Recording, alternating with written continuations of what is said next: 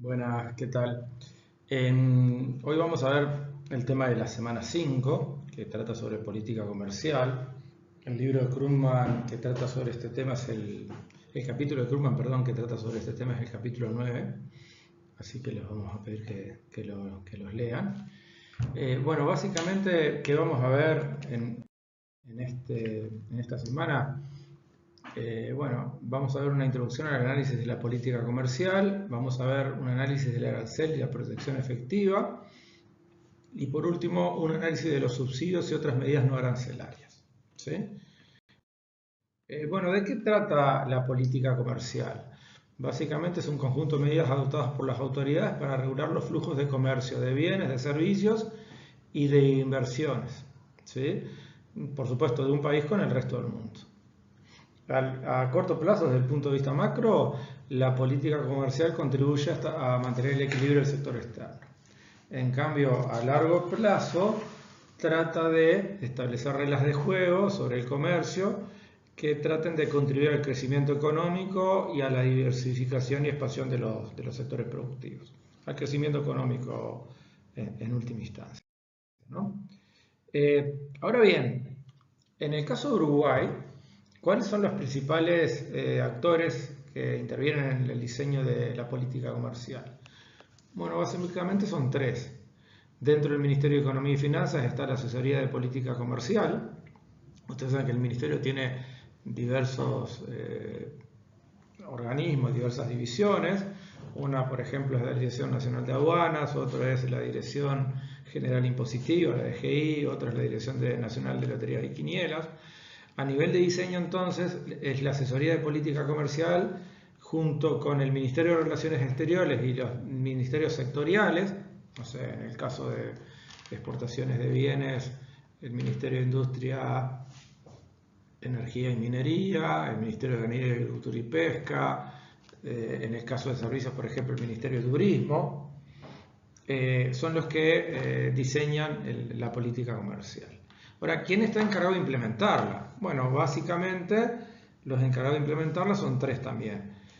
La Asesoría de Política Comercial del Ministerio de Economía y Finanzas, la Dirección General de Aduanas y un organismo que seguramente conozcan que se llama Uruguay 21, que es el organismo que promueve las inversiones en el Uruguay, las exportaciones y también maneja un poco la marca país. ¿Sí? También hay foros de consulta como las diferentes cámaras empresariales, como las dos grandes, por ejemplo, la Cámara de Industrias del Uruguay, la Cámara de Comercio y Servicios del Uruguay. También tenemos la Cámara Uruguaya de Tecnologías de la Información, la Cámara Uruguaya de Turismo, etcétera, etcétera.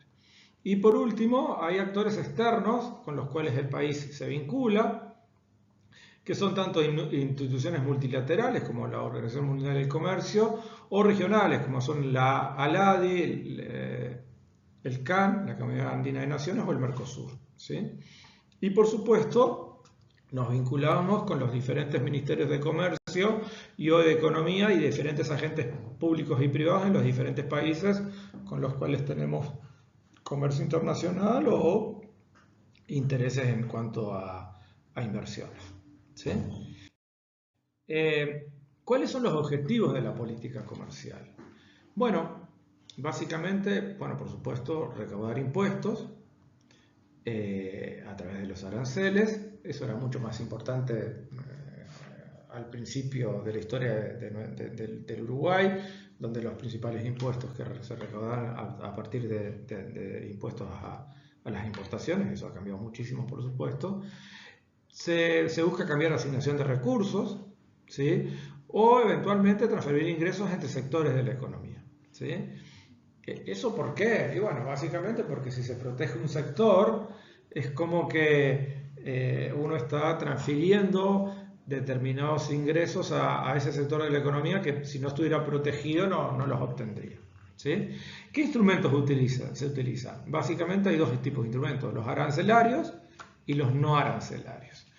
Por supuesto, los arancelarios, o sea, los impuestos, son mucho más transparentes en la determinación del precio final del consumo porque, bueno, básicamente uno tiene el precio sin el impuesto y el precio con el impuesto. Los no arancelarios son mucho menos transparentes en la determinación del precio final al consumo, pero básicamente, por supuesto, también influyen en el incremento de ese precio, ¿sí? Dentro de un ratito vamos a ver cuál es la diferencia entre uno y otro instrumento, ¿sí? Ahora bien, si ustedes ven ahí, esta PPT, básicamente lo que aparece son el análisis de la política comercial en ese cuadro, y lo que se presenta son aquellos instrumentos o herramientas que restringen las importaciones y aquellos que promueven las exportaciones. Bueno, la restricción de importaciones, como lo vimos recién, básicamente son las barreras arancelarias y las barreras no arancelarias. Dentro de las barreras arancelarias están los aranceles propiamente dichos, pero también hay otros derechos, como son los de antidumping o determinadas variables que se utilizan para restringir la importación. Bueno, el antidumping básicamente son políticas que un gobierno puede implementar si sospecha que el bien o servicio que está importando el país se está vendiendo por debajo de los costos de producción, que es bastante difícil de comprobar, pero bueno, hay algunas maneras, ¿sí?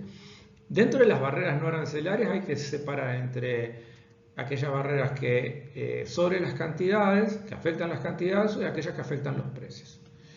Sobre las cantidades básicamente son tres: las licencias, las compras públicas y los controles cambiarios, ¿sí? Insisto, más adelante vamos a ver un poquito de eso.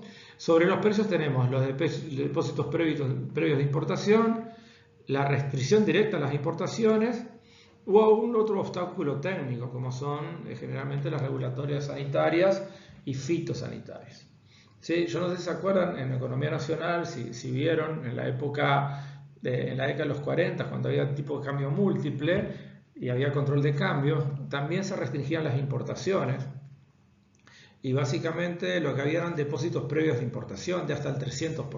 ¿Sí? Si alguien quería importar un bien, básicamente lo que tenía que hacer era adelantarle y depositar en el Banco República hasta el 300% del valor de esa importación. Imagínense, no sé, por ejemplo, hoy Ajax, que importa los autos y camionetas Toyota, tuviera que depositar por cada importación que hace de automóviles el 3 veces más de lo que es el valor de esa importación. Se necesita muchísimo capital, y eso por supuesto limita muchísimo las importaciones, porque no mucha gente o muchos empresarios tienen ese capital para aportar y para poder importar, ¿no? Ahora bien, en cuanto a la promoción de exportaciones, bueno, tenemos los subsidios a las exportaciones, los subsidios a la producción, la exoneración de impuestos, literalmente, los regímenes aduaneros especiales, como el tema de la admisión temporaria, las zonas francas, ¿sí? La admisión temporaria es básicamente cuando ingresa un producto, generalmente un insumo, al Uruguay o un producto no terminado, no paga impuestos y recién paga el impuesto cuando sale de vuelta, ¿sí? Es para básicamente incentivar la industria nacional, ¿sí? Después tenemos asistencia técnica y actividades de promoción de comercio, como son ferias, misiones comerciales, seguros de crédito a la exportación y eliminación de trabas a las exportaciones diversas, ¿sí? Por ejemplo, regulaciones fitosanitarias o sanitarias, ¿sí? Básicamente, ¿sí? Ahora bien, pasemos a analizar el tema de los aranceles, ¿sí? No sé, pero esto es un repaso de micro, si ustedes vieron cómo se obtiene la curva de demanda de importaciones de un país, o de un producto en un país, ¿sí? Supongamos que estamos en el mercado de un producto cualquiera. Entonces, por un lado tenemos la función de demanda de ese producto, ¿sí? Y que por supuesto tiene pendiente negativa por la ley fundamental de la demanda, y tenemos la función de oferta, que por supuesto tiene pendiente positiva, porque no sé si recuerdan de micro 1 que la función de oferta era la función de costo marginal a partir de la curva de costos medios o de costos variables medios, dependiendo de si sea de largo o de corto plazo, ¿sí? Entonces, supongamos que tienen esta forma y que se cruzan en este punto en P sub A. Cuando el precio es P sub A, no hay necesidad de importar, porque básicamente todo lo que se produce en el país, que está determinado por la curva roja S, puede abastecer lo que se demanda ese precio en ese país, que está determinado por la curva azul D. En este punto, la oferta y la demanda se igualan y por lo tanto no es necesario importar. Si el precio va bajando, lógicamente se empieza a dar una brecha entre lo que se ofrece, entre lo que se demanda, perdón, y lo que se ofrece. A menor precio, como la pendiente de la función de demanda es negativa, va a haber más gente dispuesta a comprar ese bien, pero menos empresas dispuestas a producirlo y venderlo, básicamente porque a menor precio hay algunas que no cubren el costo y por lo tanto salen del mercado. Solo las más eficientes van quedando a medida que el precio va bajando.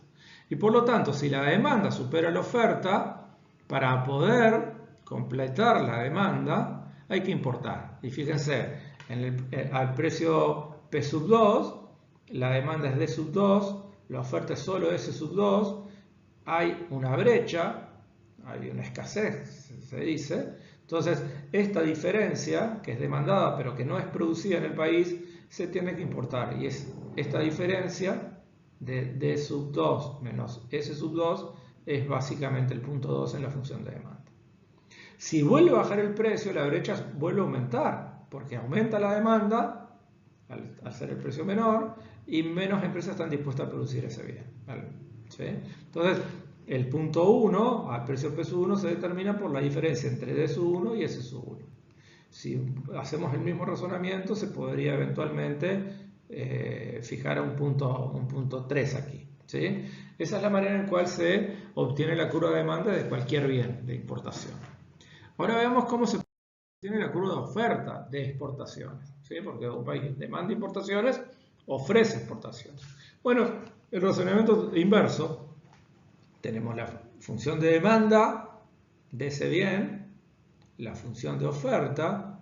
A medida que va subiendo el precio, la brecha entre lo que se ofrece y lo que se demanda en el país va aumentando y por lo tanto hay como un sobrante que se puede exportar. Al punto P sub A, como ven, no hay necesidad de no hay excedente, por lo tanto no se puede exportar nada. ¿Sí? Porque todo lo que se produce en ese país es demandado por los consumidores de ese país. A medida que el precio sube, la demanda va bajando, el incentivo a producir va aumentando y por supuesto se puede ir determinando puntos en la función de oferta de exportaciones, que la vamos a nombrar X sub S. La de importaciones era M sub S. ¿Sí? Bueno, ¿dónde se da el equilibrio? Básicamente donde se cortan la demanda de importaciones con la oferta de exportaciones, en donde X sub S se corta con M sub D. Como dice ahí, el precio de equilibrio en el mercado internacional es el que iguala la demanda de importaciones de nuestro país y la oferta extranjera de exportaciones. ¿Sí? Donde se da una cantidad de equilibrio y un precio de equilibrio. ¿Sí? Ahora, ¿dónde entra aquí el arancel? Bueno, básicamente el arancel es un impuesto aplicado cuando se importa un bien. ¿Sí? Por varias razones ya vimos, una era recaudar, la otra era restringir las importaciones, eventualmente con muchos objetivos. Por ejemplo, proteger un producto de la industria nacional. ¿Sí? Hay tres tipos de aranceles. Aranceles específicos, aranceles ad valorem, como el IVA, un porcentaje sobre el precio de importación, y aranceles mixtos, que tienen ambos componentes. ¿Sí? ¿Cuál es el efecto protector del arancel? Bueno, el efecto protector se da porque incrementa el precio en el país importador y lo reduce en el país exportador. Si el país exportador es pequeño, no hay un efecto en los precios internacionales. Y eso es muy importante, lo vamos a ver dentro de un ratito, pero el precio doméstico del bien que se importa es el precio internacional por uno más el arancel. Esto para el caso de, básicamente, un país pequeño, ¿no? Después vamos a ver qué pasa si el país es grande. ¿Sí? Entonces veamos cuál es el razonamiento en el país pequeño. ¿Sí? Y bueno, fíjense que tenemos la demanda de importaciones, la oferta de exportaciones, y supongamos que el precio original es este P asterisco. ¿Sí? Y que con ese P asterisco, fíjense que lo que se ofrece tiene, no por supuesto, en el país no cubre lo que se demanda y por lo tanto todo este trecho aquí, ¿sí?, se tiene que importar, ¿sí? Bien, supónganse entonces que no sé, hay que proteger a la industria nacional o el gobierno quiere facturar, ingresar más por aranceles, aumentar la recaudación y pone un arancel que hace que el precio internacional que se venía pagando, antes del arancel pasa a ser P asterisco más T, pasa a ser esta línea roja aquí. Como ven, bueno, básicamente lo que va a pasar es que como hay un mayor precio, va a haber incentivo a que las empresas nacionales produzcan más hasta Q1. Y por supuesto, al aumentar el precio, porque ahí tiene un arancel incorporado, va a haber menos demanda, porque mayor precio, menor demanda. La demanda va a bajar hasta este punto aquí. Por lo tanto, antes se importaba todo esto, ahora solo se importa este tramo aquí más pequeño. Yo no sé si se acuerdan, pero nosotros teníamos dos conceptos de micro muy importantes, el excedente del consumidor y el excedente del productor. ¿Qué era el excedente del consumidor? El área por debajo de la función de demanda y por encima del precio. Y era la diferencia entre lo que un consumidor estaba dispuesto a pagar y lo que realmente pagaba por el que existía ese precio. Acuérdense que una función de demanda no es otra cosa que el lugar geométrico de los precios de reserva de cada consumidor, ordenado de mayor a menor, es decir, cuánto están dispuestos a pagar cada uno de esos consumidores de este mercado. Básicamente el excedente del productor era el área por encima de la función de oferta y por debajo del precio. Como la función de oferta era una curva muy especial, una curva de costos marginales, era la diferencia entre lo que el empresario estaba dispuesto a obtener por su producto en el mercado y lo que realmente obtenía. Había empresas que eran muy eficientes, que estaban en esta zona de la curva de oferta, que básicamente, como eran muy eficientes, estaban dispuestas a entregar el producto a un precio muy bajo. Como recibían un precio de mercado bastante más alto que el que estaban dispuestos, tienen un excedente.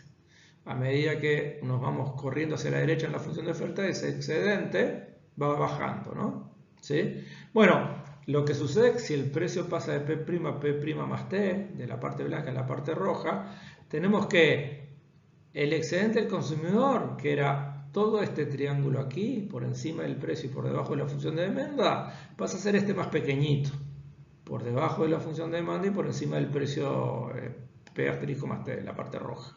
Entonces se pierde A, B, C y D de excedente del consumidor. ¿Sí?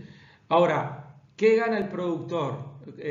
A sería lo que se gana en excedente del productor.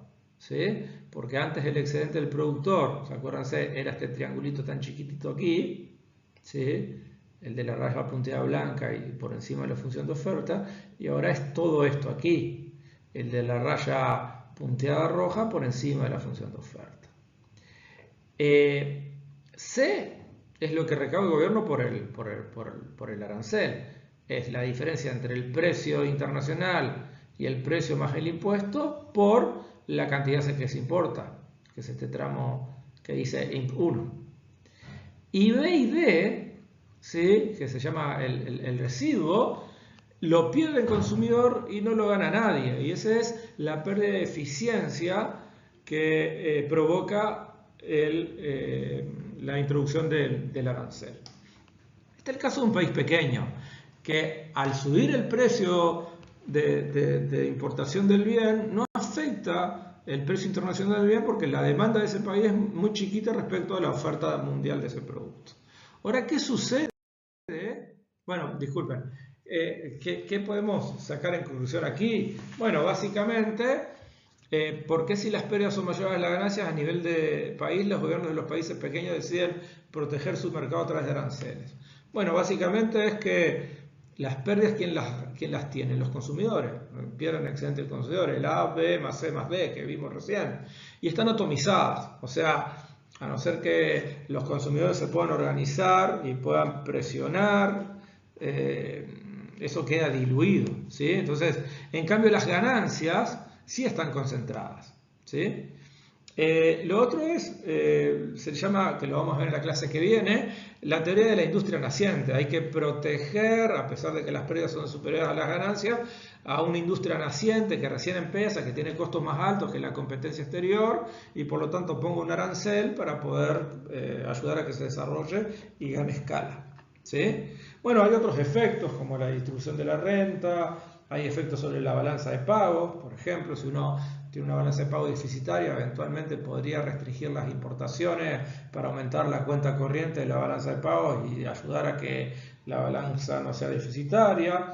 O eventualmente hay efectos también sobre la competencia, ¿sí? Es decir, bueno, básicamente como si la competencia es muy feroz a nivel internacional y yo quiero proteger a mi industria que no es tan competitiva, puedo utilizar un arancel que a corto plazo me puede ayudar, vamos a ver después que a largo plazo eso no es eficiente, ¿sí? Ahora, ¿qué sucede si el país es grande? Es decir, el país que aplica el arancel a la importación es un país que es, no sé, supóngase, el 80% de la demanda de ese producto a nivel mundial. Bueno, aquí voy a tener un problema y es que básicamente el arancel va a hacer subir el precio del producto en el mercado, que es el mercado más grande, y lo que va a pasar es que como va a aumentar ese precio, la demanda en el país que aplica el arancel va a bajar. Como esa demanda es muy importante a nivel mundial, eso va a producir que el precio internacional del bien, como la demanda baja y la oferta sea la misma, también baje, ¿sí? Entonces aquí hay una consecución de efectos que no son tan evidentes, que los podemos ver en la siguiente PPT, ¿sí? Fíjense que si se fijan en la siguiente,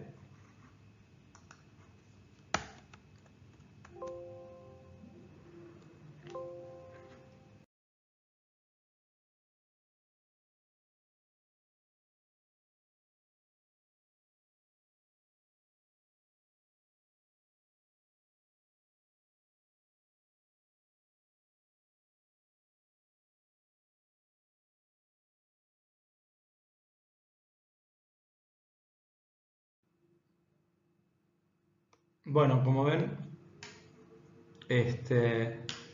como habíamos visto, si el país es grande, lo que va a pasar es que el precio internacional, cuando se pone el arancel, aumenta a la línea punteada roja, ¿sí?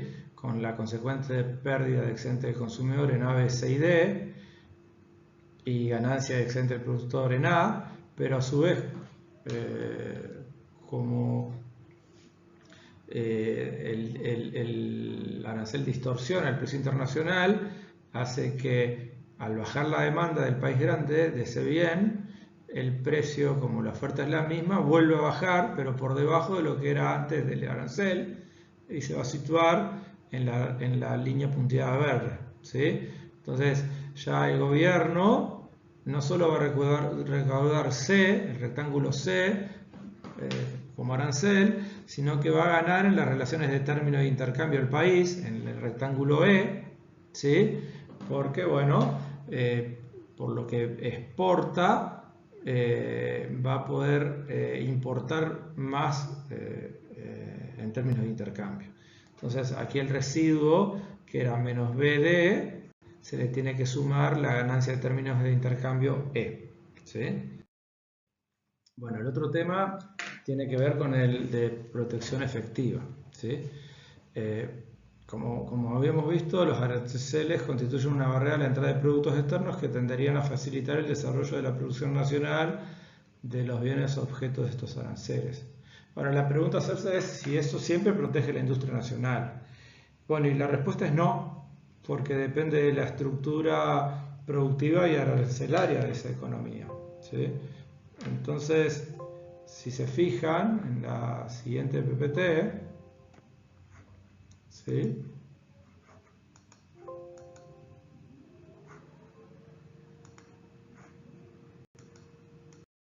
El indicador de protección, tasa de protección efectiva, ¿sí? Primero hay que saber qué es la protección nominal. Bueno, Básicamente la protección nominal es la que otorga un arancel, o sea, la suba del precio que permite el arancel, ¿sí? Que puede ser ad valorem o de suma fija, ¿sí? Ad valorem es un porcentaje sobre el precio de importación, de suma fija es, no sé, por ejemplo, $500 por tonelada de acero, ¿sí? Entonces, ¿cómo se mide la protección efectiva? Bueno, se mide a través de este indicador, ¿sí? Supongamos que tenemos un bien M, que es el bien importado, y que tiene una tasa de protección nominal que es la que está dada por el primer término del numerador, ¿sí? Pero para producir ese bien M utilizamos un insumo I, ¿sí? Entonces a esa tasa de protección nominal le tenemos que restar la tasa de protección nominal del insumo I por el porcentaje o la participación del insumo I en el costo de producción del bien M, dividido 1 menos esa participación, WI. ¿Esto por qué? Y bueno, básicamente porque como los aranceles son generales, yo cuando pongo un arancel a un producto importado, generalmente también le estoy poniendo un arancel a todos los insumos importados para hacer ese producto. Si el arancel que yo le pongo a ese insumo o la suma a la suma de esos insumos, porque como vamos a ver, yo puedo tener varios insumos que se pueden utilizar en la producción de M, lo que yo tengo que ver es comparar si yo no estoy aumentando el costo de producción a través del arancel que le pongo al insumo de M en la economía nacional, ¿sí?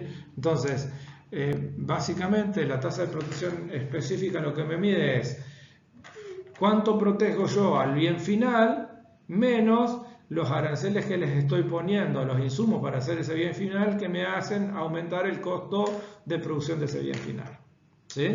Entonces, si la tasa de protección efectiva, que es esa fórmula que está ahí, es mayor que 0, quiere decir que estoy protegiendo efectivamente el bien, porque aumenta el precio del bien final, pero no me aumenta tanto el precio de los insumos y el costo de producción.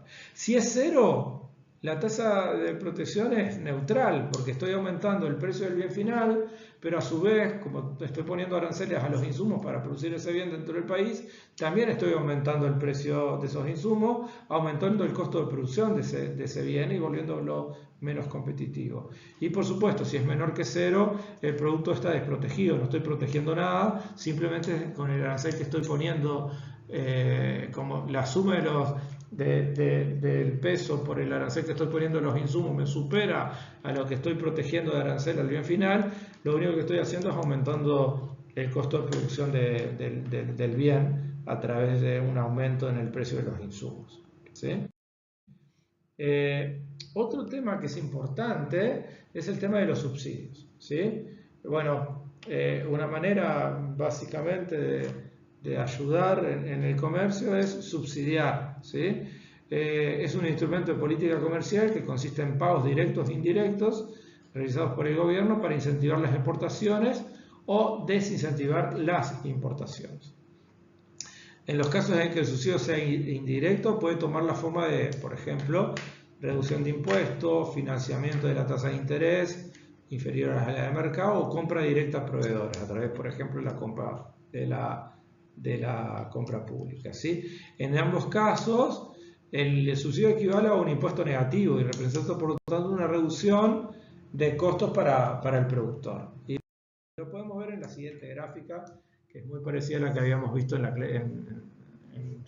PPTs anteriores, ¿no? Tenemos la demanda y la oferta del bien en el país que quiere exportar. Por supuesto, como a determinado precio la oferta es mayor que la demanda, queda un remanente para exportación, ¿sí? Que está en la recta punteada blanca, ¿sí? Como se aplica un subsidio, el subsidio lo que hace es aumenta el precio interno del bien que se va a exportar, con la consecuente aumento de la oferta y disminución de la demanda. Hay una pérdida de excedente del consumidor que está dada por A y B, ¿sí? Hay una ganancia de excedente del productor que es A más B más C. El gobierno tiene que, a través del subsidio que le permite aumentar el precio que recibe el exportador, cubrir B, C y D, y hay un residuo de pérdida de eficiencia de B más D, ¿sí? Bueno, el precio interior sube, la producción nacional sube, baja el consumo y suben las exportaciones, ¿sí? En el caso de un país grande, lo que sucede es como esas exportaciones son una parte muy importante del mercado mundial. Lo que va a pasar es que inicialmente ese subsidio permite que la empresa reciba más dinero por el bien exportado, pero como aumenta la cantidad producida, va a bajar el precio internacional de ese bien. Va a pasar el precio de la recta punteada en blanco a la recta punteada en rojo con el subsidio, pero luego va a volver a la recta punteada en verde por el aumento de la producción mundial, dado que la demanda es la misma, ¿sí? Va a haber una pérdida de excedente del consumidor en A y B, una ganancia de excedente del productor en A, B y C. El gobierno va a tener que cubrir no solo ahora B, C y D, que es el subsidio, sino que luego de que el precio internacional baje por el aumento de la producción, porque el país es grande, de E, F y G, que también va a tener que cubrir, porque eventualmente ya no va a tener que cubrir la diferencia entre P asterisco y P sub asterisco rojo, sino que va a tener que cubrir la diferencia entre P asterisco prima y P asterisco rojo, es decir, B, C, D, E, F, G. ¿De acuerdo? En el caso de un subsidio a la producción, lo que sucede es que básicamente un subsidio a la producción lo que va a hacer es bajar los costos de producción de la empresa, va a hacer correr hacia la derecha la función de oferta para un mismo precio. La cantidad que va a poder producir la empresa va a pasar de A a B, pero por producir B, gracias al subsidio, va a poder recibir P por 1 más T, lo que sería la rayita punteada roja, y el residuo aquí sí va a ser 0, ¿sí? Otras medidas arancelarias, no arancelarias, perdón, serían la cuota de importación. Lo que sucede aquí es, bueno, básicamente lo que sucede es que el país fija una cuota de importación. Por ejemplo, es muy famosa la cuota Hilton de carne de alta calidad que fija la Unión Europea a todos los países productores de carne fuera de la Unión Europea. Uruguay tiene una cuota ahí en la cuota Hilton y generalmente la cubre. Pero solo se puede importar esa cuota. Más de esa cuota no se puede importar. Determinada cantidad de miles de toneladas por año, por ejemplo, ¿sí? Entonces, son restricciones cuantitativas sobre el volumen o el valor de la mercadería, ¿sí? En este caso, por ejemplo, si ven la línea punteada blanca, al no haber una cuota, lo que se podría importar sería una diferencia mucho mayor que si existe la cuota, que estaría dada por la por la diferencia entre la demanda y la oferta de la línea punteada roja, ¿sí? Aumenta el precio interno, aumenta la producción nacional, baja el consumo y baja el comercio. En este caso hay una pérdida de excedente del consumidor de A, B, C y D, porque el precio que pagan los consumidores al interior del país que pone la cuota aumenta. Hay un aumento del excedente del productor en A más B, porque la producción aumenta. Hay una renta C, que depende de la cuota que se fija, y hay un residuo de B y D, ¿sí? Con término negativo, ¿sí? El ejemplo que aparece en el libro de Krugman es el de la cuota azucarera en Estados Unidos en el 1990. En este caso, lo que sucede es que Estados Unidos garantiza un precio nacional, lo cual implica que los precios internos estén por encima de los precios mundiales.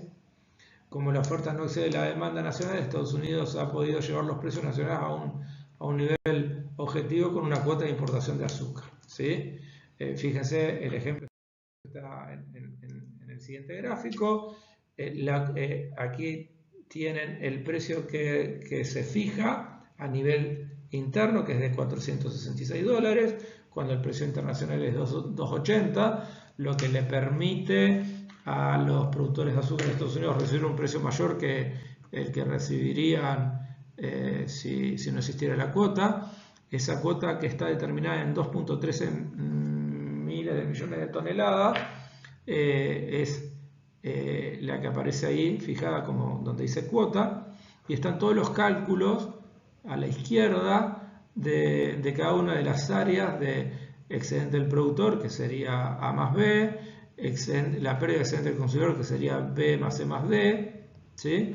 Y también la renta a extranjeros, que sería de 395 mil millones de dólares, que sería C, ¿sí? Básicamente, fíjense que si no existiera la cuota, los productores americanos solo producirían 5.14 millones de toneladas. Como existe una cuota que hace que el precio sea de 4,66, la producción aumenta a 6,32. Como la demanda en ese punto es 8,45, hay que importar la cuota, que es de 2,13, ¿sí? Bueno, y así funciona una cuota, básicamente, ¿sí? Otra medida no arancelaria son las restricciones voluntarias de exportaciones. Es una cuota al comercio impuesta por parte de un país exportador en vez de al país importador.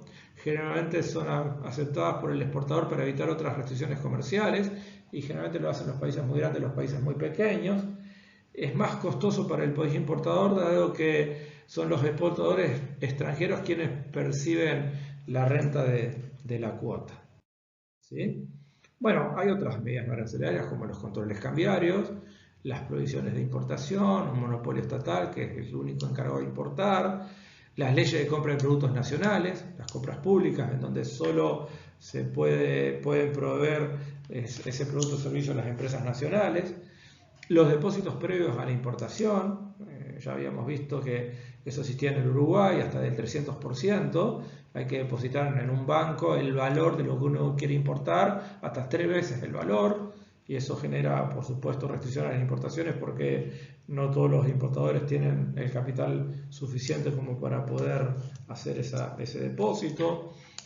Y hay barreras no arancelarias, como medidas sanitarias o algún tipo de otro obstáculo técnico, como determinadas calidades de los productos que no son fáciles de obtener, etcétera, etcétera. No sé, por ejemplo, dentro de las medidas sanitarias, no sé si saben que nosotros no podemos exportar a la Unión Europea o a Estados Unidos carne con hueso, porque somos un país libre de aftosa con vacunación. Y bueno, como el virus de la vacuna se aloja en la médula de los animales, dentro de los huesos, eso puede llegar a generar riesgo de contagio, y para evitar eso los países restringen, ponen una barrera no arancelaria, que es, bueno, vos solo por razones fitosanitarias me podés exportar carne sin hueso, libre de hueso, ¿sí? Bueno, aquí tienen las principales conclusiones. Todas las medidas adoptadas implican cambios importantes en la distribución de los ingresos al interior de una economía. Hay ganadores y perdedores. Vimos, por ejemplo, que los grandes perdedores podrían ser los consumidores, al perder excedente del consumidor, el AB más C más D, por ejemplo. Los cambios en la distribución tienden a traducirse en cambios en la asignación de los recursos entre sectores productivos y otros grupos de personas, desde los consumidores hacia los productores, desde un sector de la economía que no está protegido hasta el sector que está hacia el sector que está protegido, etc., ¿sí?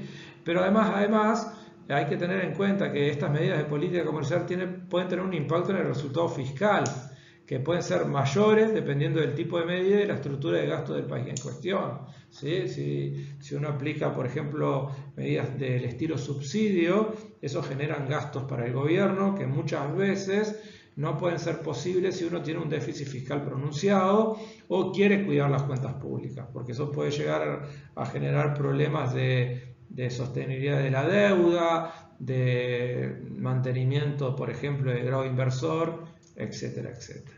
Bueno, hasta aquí esta parte del curso. Como siempre, por correo electrónico, por Teams, las dudas que crean pertinentes, preguntarme, yo estoy a las órdenes. Muchas gracias.